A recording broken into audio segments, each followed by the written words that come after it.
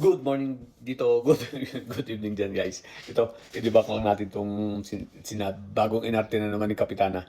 Sabi niya rito, kung basahin mo yung GAA at i-trace mo kung nasaan pumunta yung pera, makita mo agad na hindi maayos yung pag-handle ng pera, budget ng gobyerno. Di wow. Sinubukan kong itama yung nakita kong mali, pero syempre wala akong nakuha support at wala akong nakitang pagbabago. Sabi ko hindi siya mauulit sa akin. Sa budget ng 2025, hindi ko na kaya na ako hindi ko na kaya na ako pa rin ang hawak ng Department of Education budget. And ulitin lang yung ginawang dati. Di nga. Guys, ito ididebunk ko ito regarding sa pag-handle. Kasi ang lakas ng loob nyo magsalita ng ganyan. Unang-una anong moral ascendancy mo para magsalita ka ng ganyan Yung sa 125 million nga na confidential fund na dapat sa intelligence po gagamitin Di ba? Nang i-liquidate mo, saan mo ginamit? Ginamit mo sa libreng sakay, sinabi mo which is wala namang mga resibo. Kasi nga, confidential fund. Sinabi mo ginamit mo sa tree planting, 125 million. Oh. wag kami kapitana, pati kami pinaglululoko mo. No? Tapos ngayon bigla kang budget ang pinag-uusapan, bigla kang humihingi ng 2 billion na naman. Anyway, guys, ito balikan natin. Panoorin ninyo ito. Tingnan natin, debunk natin kung talagang yung sinasabi niya may meron siyang moral ascendancy, meron siyang credibility. Tingnan natin kung ano ginawa niya nung mayor siya sa Davao. Sige.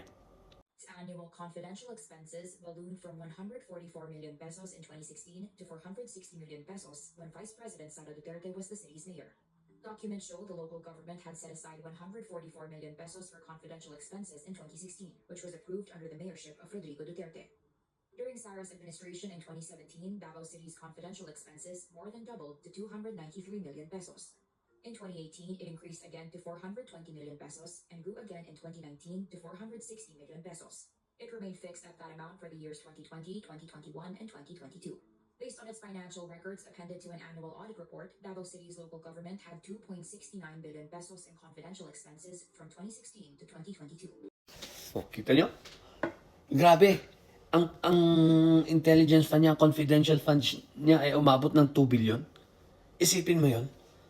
Pero ang tanong, kaya mahilig pala sa billion talaga to si itok-itok no? Si Kapitana. So hindi siya ayaw niya ng 750 million na budget na katulad ng kay Leni Robredo. Gusto niya 2 billion agad. Kasi sanay talaga sa billion-billion. Kaya pala kung gumastos ito, ganun na lang yung 125 million 11 days lang. Tingnan niyo yung breakdown, no? Ito nung 2016, naghati pa sila rito kasi hindi ito isang buong taon that was election, di ba? So naghati sila ni nung tatay niya. So ang intelligence fund nila, confidential fund nila is 144 million, no? Pero nung siya nang nakaupo, first year pa lang, umangat na agad ng 294 million. Noong 2018, 420 million. 2019, 460 hanggang 2022, 460.